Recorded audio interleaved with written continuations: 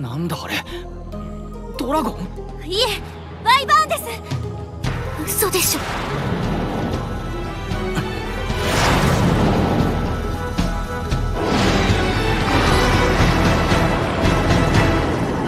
He lived a worthless life as a virgin, always lying in bed until his death. Then, to his surprise, he was greeted by God, who offered him a second chance at life. With any choice on how to live his life, he decides to start a Minecraft village filled with babes.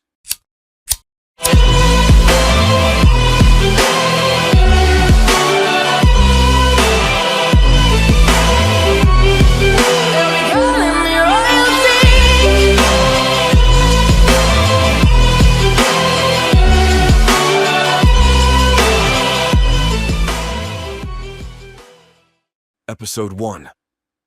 Welcome to Farming Simulator, where our protagonist, Hiraku, was a complete bum who spent his 39 years of life doing absolutely nothing. God pitied him for living such a sad life, so he decided to reincarnate Hiraku into a new and perfect world. Once he learns all of this, Hiraku asks him to make him live in a world of farming surrounded by girls. God tells him he will grant his request and give him a healthy body this time. He also informs Hiraku that he will bestow upon the ultimate farming skill so he can excel at what he wants to do. Once Hiraku wakes up from this encounter with God, he decides now that he isn't sick, he will start farming. Despite these enthusiastic goals, he wonders how to even begin a farming village. Following this, he looks around and sees various materials that he can work with to start a place. He remembers playing Minecraft in his life, so he decides first thing first, he's going to plant some wheat seeds. Thanks to his ultimate farming power, he is able to easily start a small starter farm. He then explores the area, hoping to trespass on as much land as he can. He eventually runs into some dust and gets scared, thinking it was a monster. Affirms it's not a monster and continues looking around the forest for a place to put his starter base. Despite looking around all day, he found no rivers, so he decided to put up a spot next to the biggest tree. With his power, he switches the tool into a shovel, which allows him to start digging into the ground. He digs until he strikes water, making him realize his efforts were not in vain. Following this, he wonders if he needs to eat, him not having felt hungry despite the work. Following this, he turns on creative mode and starts terraforming the area, then realizes to build his house he needs wood, so he starts chopping. With a single strike, he breaks the log off the tree, making him realize his skill really is overpowered. Following this, he perfectly cuts through the wood to make various building blocks for his house. After getting a few stacks of wood and stripping it all, he decides to start building his house. He starts by placing the surrounding blocks, but realizes with the sun setting creepers could emerge at any moment. Tries his luck to make various tools like a lamp or torch, but is unable to do so. He settles for a magnifying glass. With the sun already set, however, he's unable to make a fire, so he spends his night carving cups. As he carves, he wonders what the wonders of his new world are. Before we continue, let's take a moment to answer the question of the day. If you could reincarnate into any world, what would you choose? Comment down below for a chance to be shouted out in the next video. Now, back to the recap.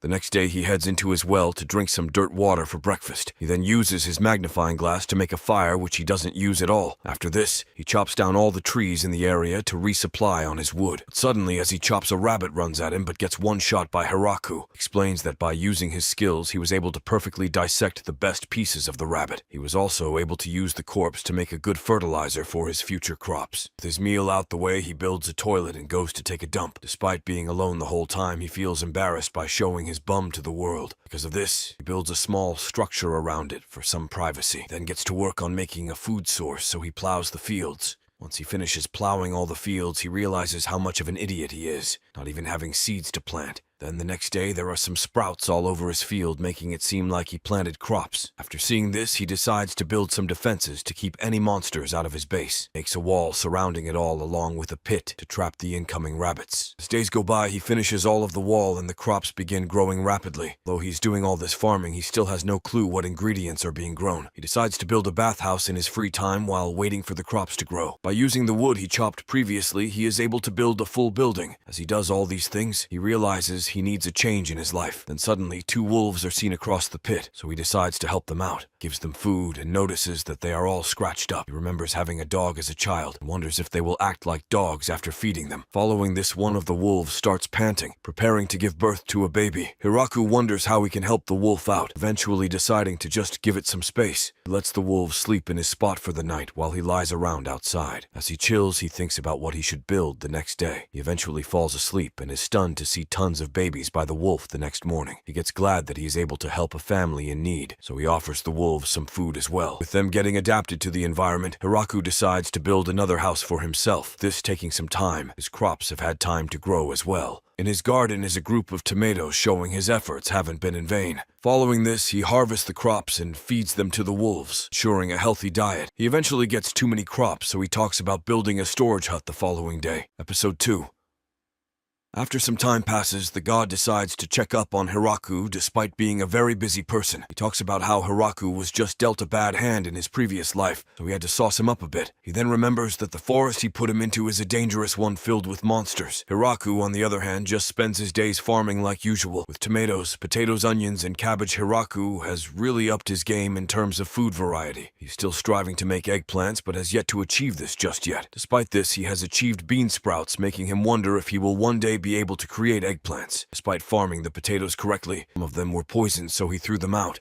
Other than farming, he also has recently made a statue of people as a way of thanking the gods for this new life. He then moves on to making lunch, where he cooks a broth mixed with his vegetables. He considers farming the wolves, but realizes they help him keep monsters away. In order to keep them as his slaves, he makes sure to play catch with them from time to time. He sees that the dog has a horn, so he wonders if it's a different type of animal or not. Despite this, however, thanks to the wolf, he was able to find a river 30 minutes from his base. He then decides to make a toilet out there in case he wants to take a river day. After doing this, he plays with his wolf until he gets back to his home base. Here he thinks about various crops he can farm that could help him one day achieve the eggplant. He eventually thinks about making spices to add a new touch to his food. Before he could develop it, however, it started to get cold outside, which forced him to create new clothes. He tried out wearing the rabbit's skin, but didn't like it, so he changed to a different method. He meets with a spider who is a mastercraft that can create the best of clothes. With them having a mutual business relationship, the spider started living in the tree, so Hiraku decided to make a new place. It eventually turns to wintertime, but Hiraku is prepared thanks to his farming and new clothes. Despite all this farming, he wonders if he has enough food to make it all through the winter. He thinks about what would happen if more people were here, how little food he would have. This makes him lonely, but he makes it through the winter until it's spring again. With time passing, the previously baby wolves have grown up to want to venture into the forest. After a few days, they come back with partners, which causes the spider to mate as well. With everyone's families getting bigger, Hiraku gets more and more lonely. And suddenly, the spider sounds an alarm informing Hiraku there is an intruder in the forest. When he follows his wolf to the intruder, he finds a young girl all tied up by his minions. He pleads for him to help her, not knowing that all of the monsters are under Hiraku's watch. And as he goes to help, she suddenly bites into his neck, giving her a power boost. She reveals her true intentions and shows that she is someone suspicious. Once she does this, the wolves attack again until she is beaten into a small child again. She explains that his dogs were hurting her for no reason. Hiraku thinks and decides to take a chance on her, asking to be friends. Explains that she attacked first, got beaten to a pulp by them. Hiraku then offers to let her suck his blood again, hoping to see her older form. She transforms again into an older version of herself, once sucking the blood of Hiraku. He then leads her into his estate, where she is stunned by how perfect all of the crops are.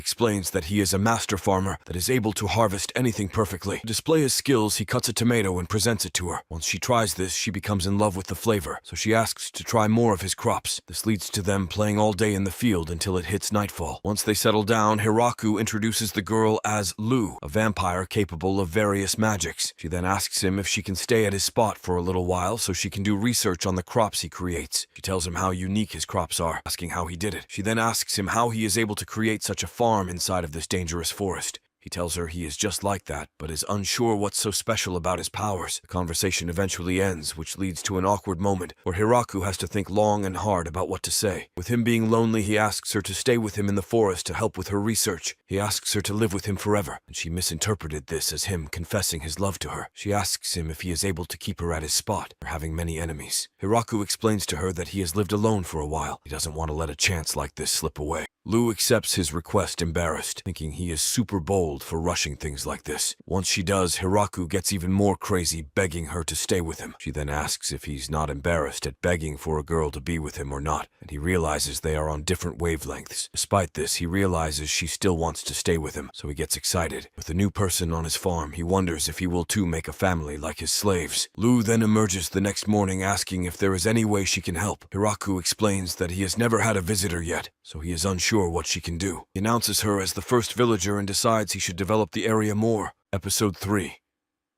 Later that week, once he gets out of bed, he starts to wonder if he should really make a move on Lou or not. Thinks of their memories they have had, one day eating together until she asked him where the spices are at. He tells her that he couldn't find any salt, which makes Lou laugh. She explains that one of the layers he dug through to make his well is a full salt layer. After explaining this, Hiraku is able to bring in a new flavor to his dishes. Once he gets this developed, he decides to plant some new trees to make the area feel more homey. Although he has been developing nicely, he is still lacking some things like the things to make green tea. Then suddenly, yet again, his alarm is sounded alerting them. There is an intruder in the forest. This time, instead of a vampire, he finds an angel tied up. He frees her. Right after that, she uses some magic on herself to clean up. The angel recognizes Lou and asks her to give herself up already. Because of her hostility, she is beaten up by the monsters and brought into the village for questioning. The angel asks Lou who the man is to her, and she explains that Hiraku is her husband. Following this, the angel introduces herself as Tia, a servant to God. Once he hears this, he wonders if she knows the same one who helped her, then asks her why she is chasing after Lou so hard. Apparently, Lou robbed a store and injured multiple people, making her crimes justified for being pursued. Lou, however, denies her allegations, telling Tia that it was all just an accident. She explains that by meeting with Hiraku, she has changed drastically, promising not to act up again. Following this, Lou invites her to stay with them in his house, knowing she would enjoy the simple life. Then show her around the fields and introduce the various monsters that overpowered her previously. Once she sees the spider, she faints, but is woken up by Lou,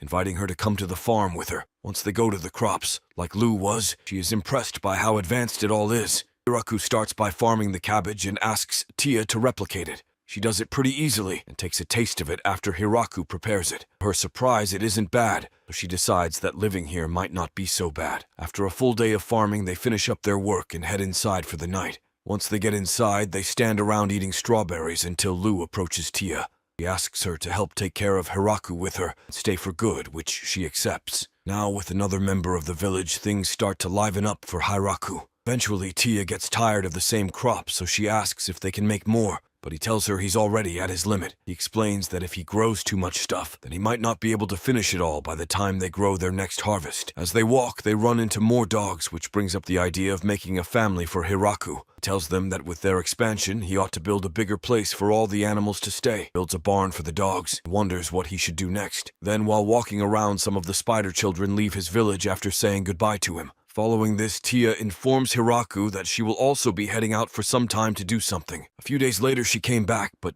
to his surprise, she brought tons of elves along with her. They introduce themselves to Hiraku, but with so many babes, let's just say they are the elves. They are to stay with Hiraku as well after hearing how nice Tia has been living it up. Tia explains that because of a recent war, they have been driven out of their home and have been struggling since. With this knowledge, Hiraku knows he can only let them into his village, being more play for him anyways. He asks them how old they are, hoping they are close in age, but to his surprise, the elves are hundreds of years old. Following this, they introduce the other people in the village, or should I say monsters. Once the elves see them, they faint and ask if they can have help building a house of their own. Hiraku accepts and turns on creative mode to start the base of a giant house. Despite having only wood, he is able to build a massive house for all the girls. As he finishes it, he gets jealous how big their house is, so he considers building another for himself. With a dining room, multiple floors, storage room, and other rooms, the building is a massive improvement from what he had. With all of the villagers being girls as well, Hiraku couldn't ask for a better life. Over time, he gets more adapted to the elves living with him, so he starts bringing in their culture. He talks to one of the elves about his daily routine, which makes her laugh at him. He asks why he is so relaxed all the time, nature being able to strike at any time.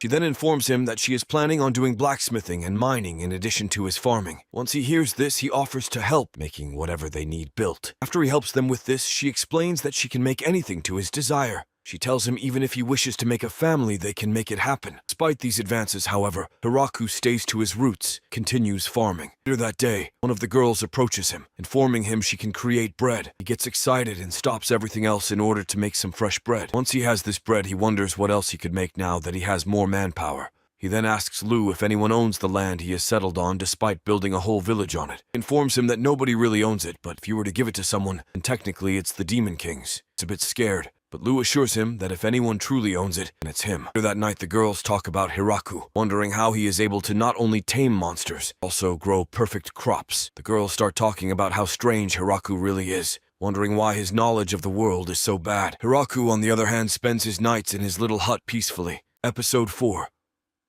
Later that week, Hiraku is informed by his spider that they have a new visitor. The big bee visiting, he decides to take it in as his pet. Following this, he built it a house which quickly turned into a large bee nest. He wonders if he can eventually make honey with the bees, knowing they aren't just your typical bees. Following this, he digs out a big pit in which he can store extra water in case they really need it. The river far out, he wonders if he should make something extravagant for his next build. Considers a large stone structure, but realizes he's really only got wood to work with. With this, he settles on making wood tunnels so he can flow the water into the reserve. Thanks to the elves' help in building it, went pretty quick to build it all the way from his place to the river. Once it finished, they had a full tank of water, meaning they no longer needed to walk down the well. Thanks to the river, fish flow in as well, but they get defeated easily by Hiraku. Everyone notices this and wonders how Hiraku is able to defeat these monsters so easily. He then takes a bite of the fish and decides to offer the girls some as well after seeing how good it is. Once the elves see this, they follow suit, ask their master for some fish as well. With his new water method, he is easily able to feed everyone with as much fish as they want. Now, with the water close by, he decides to build a rice farm as something new. By creating a farm and flooding it with water, he's able to create the perfect soil in order to create rice. The girls see this perfect soil and decide to slip around in it, getting all dirty. Eventually, they helped him plant the rice, and soon after it grew perfectly to completion. He then uses his power to summon in scythes, harvest the rice. Following this, he creates a new farming method to preserve the soil and make the rice richer. Once this step is complete, she moves on to straining the rice and mashing it up into a finer grain. With everything being completed, he looks down on it, finally ready to taste his favorite meal again. He puts it on the pot and explains to the girls that he needs to cook it thoroughly to bring out its true flavor. After it gets finished on the fire, he decides to put it into a stove where it cooks more thoroughly. Despite doing this much for one meal, he still isn't ready to eat it, so he makes it into rice balls. Once he finishes all of this, he presents them to the girls. They finally realize why he went through so much effort. By combining the rice with the fish, he created a delicious sushi. Although he made plenty, the girls get the end of them before he can even get one for himself. He doesn't care, however, because he is surrounded by various girls who farm all day with him. Only thing he wishes for, however, is to be able to take a bath. He then decides to just make a bath for himself, taking it to the extremes. Explains that by combining a furnace, water, and building, he can create the perfect place to wash off. Starts building, and as usual, it seems much easier than it really is. Once he almost finishes his building, he realizes that he has no filter for his water in the bath. Tia overhears this, so she proposes to go and get a slime to use. After he puts it in, he wonders if this will be enough to get rid of all the bad stuff in the water. After thinking about this, he decides to grow some mushrooms for no reason, just an impulsive thought. He forgets about the ball, but gets it done the following day.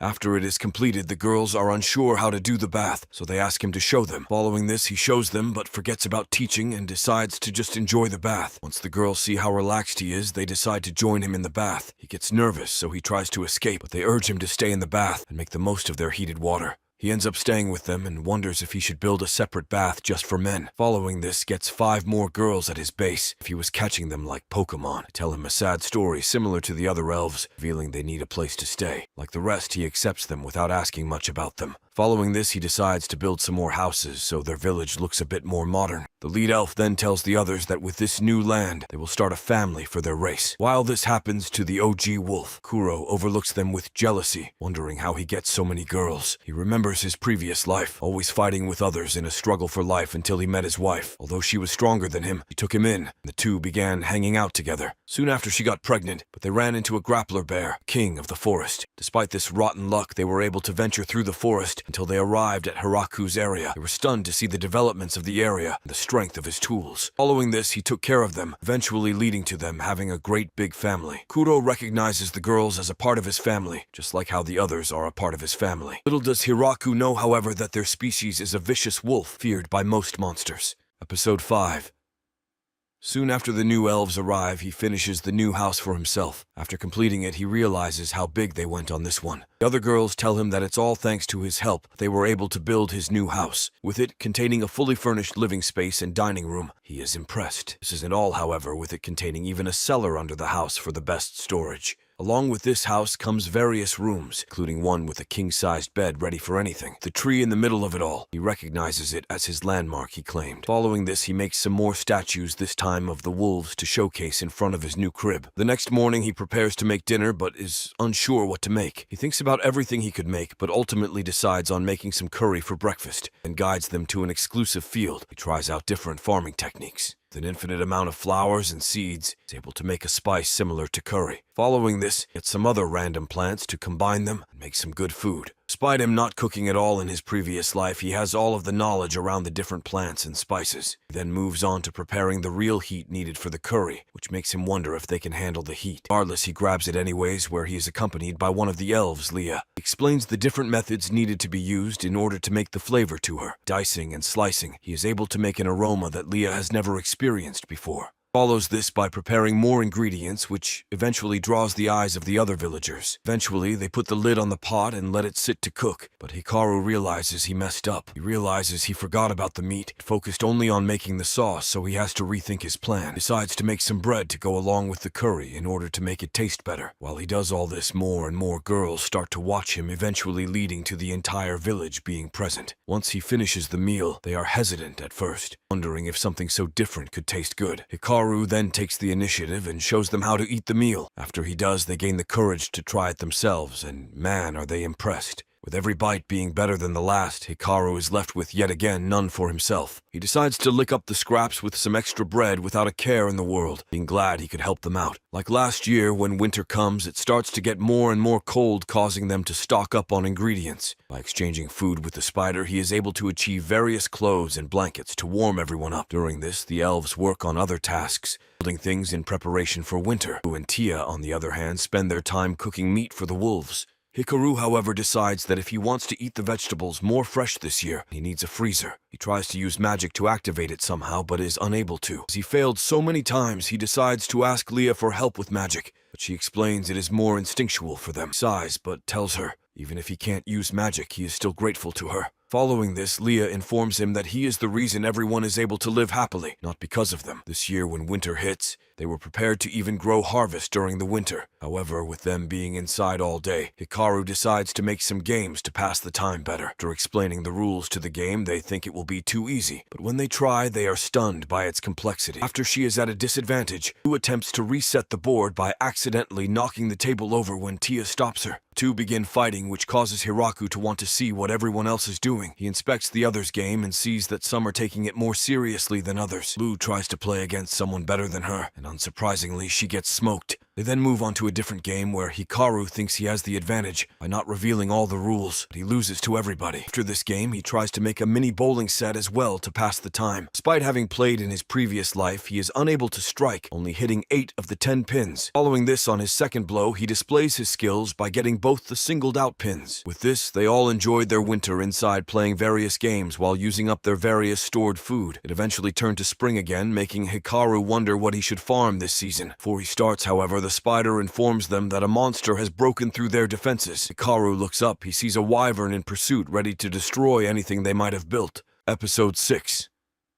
With a new challenger approaching, Hikaru knows if he doesn't act, then all his crops might get burned away. Without hesitation, the wyvern then shoots a fireball at the village, forcing everyone on the defensive. Hikaru wonders how to stop it, eventually manifests a new weapon with his power. He summons a long spear, gives him the courage to face the wyvern. A single strike, spear pierces through the wyvern's defenses and takes it out instantly. Girls are stunned by his strength, wyverns being considered one of the strongest monsters out there. He asks if there is a lot of monsters like this around the forest, wondering if the wyvern's attack was intentional. Girls explain that it was likely on its own accord, no one having ill intentions. Following this, he cooks up the wyvern meat, while the girls talk about how exclusive wyvern meat usually is. By combining his new crops and spices, he's able to make various meals with the meat. Despite it looking tough, melts in the mouth, showing just how rich the flavor is. After this happens, Lu asks Tia if she would be able to block an attack like the spear, to which she tells her no way. They wonder how he got so strong, his attack on the wyvern being on par with some of the strongest people in the world. While this happens, demons within the Demon King's estate talk about their recent loss. They question how a wyvern was able to be defeated, thinking it was the strongest of their monsters. After losing this monster, the officials decide to send in the 4 generals to take care of the threat. After hearing this, one of the officials resign while in the Dragon Nation. Others talk about the attack. An old dragon tells his friend that even he wouldn't be able to withstand an attack as strong as Hikaru's. Hikaru, on the other hand, starts harvesting the grapes he farmed with the intention of making a rich wine. However, in order to make this wine, he needs to create a platform to place them on. After doing this, he places the grapes on the ground, asking the girls to stomp them until the juice comes out the siphon. Though they are hesitant at first, after they start walking on the grapes, they get the hang of it. With its juices splattering everywhere, Tia finds it impossible to keep her balance, so she falls.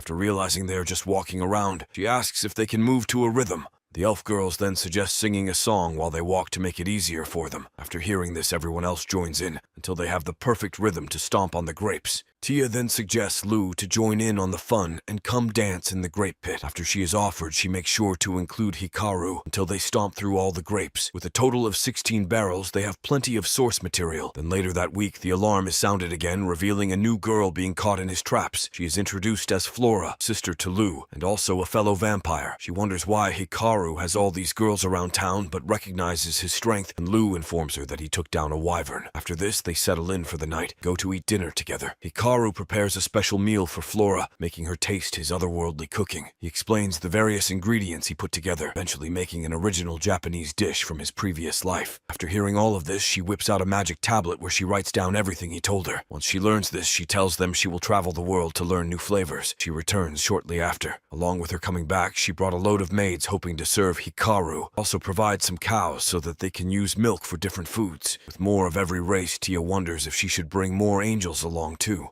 She leaves suddenly, and then once she returns, she has a whole new squad of people. Angels and lizardmen, they present a chicken in exchange for staying in his village. He explains that the maids belong to the ogre clan and are great at doing chores. Despite this skill, they suck at cooking, leaving only Hikaru as the one able to dish up the meals. Attempts to teach them how to cook after seeing how bad they are. It seems like not much has improved. Tia, on the other hand, orders her servants to help patrol the forest in order to keep him safe. The lizardmen, on the other hand, work together to build new structures together. Following this, Leah emerges and tells Hikaru that she has also brought along new friends. With 20 new girls to flirt with, Hikaru has no problems whatsoever. Days after this, Hikaru decides to call the leaders of each race to make up a name for their village. Explains that originally he was making his own spot. They are too big now to just be some robust pop-up. They talk about names but are unable to find something good to call themselves. Eventually, he looks at the big tree and decides to name the village the Great Tree Village. With this official establishment, they decide to throw a party filled with their new homemade wine. All the people start chanting mayor for Hikaru, showing that they all recognize him as their leader. He then accepts the role, enjoys the rest of the night along with his village.